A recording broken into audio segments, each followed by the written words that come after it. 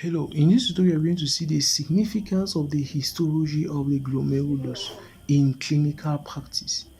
Basically, so now what is this significance going to help us? So for this significance, we are going to understand why in nephrotic syndrome we don't have hypertension.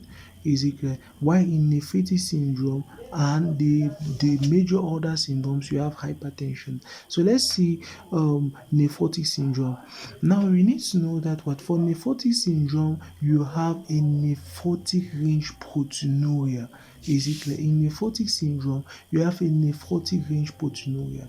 Now let's come now to understand back the histology of the kidney.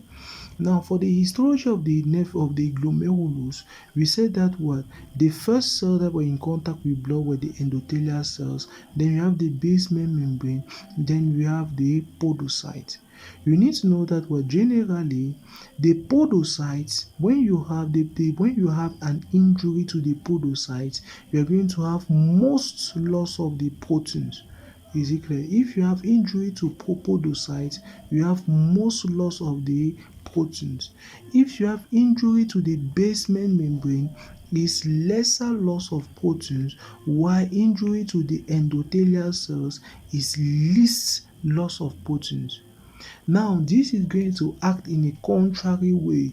When you have injury instead to the endothelial cells, you have most hematuria. Injury in the endothelial cells is most hematuria.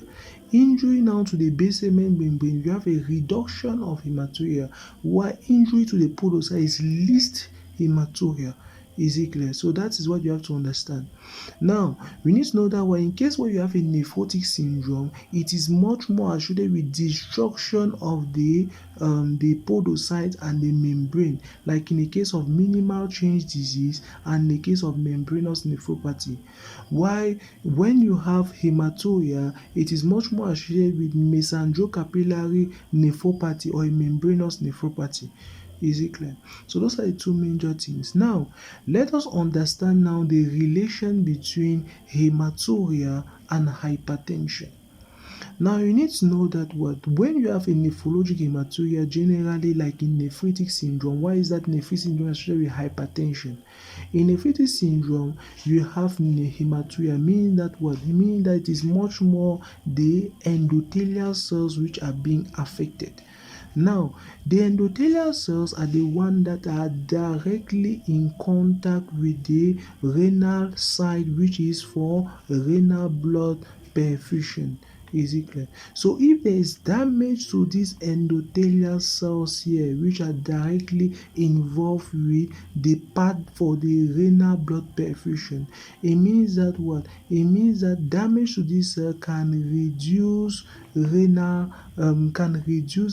perfusion, and a reduction in renal blood perfusion is going to cause it can reduce the renal blood perfusion if there is a damage at this level.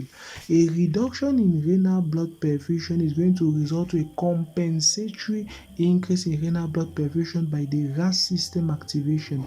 Is it clear? And the RAS system activation involves the angiotensin. We are going to have the angiotensin that is going to be released, and the angiotensin is going to increase the blood pressure. That is why in nephritic syndrome instead you have hypertension. But now in the case of a nephrotic syndrome, which is much more having a nephrotic proteinuria, meaning that it is much more the podocytes which are affected. If the podocytes are affected, you see that you see that when you have injury here, it has nothing to be related with the renal perfusion.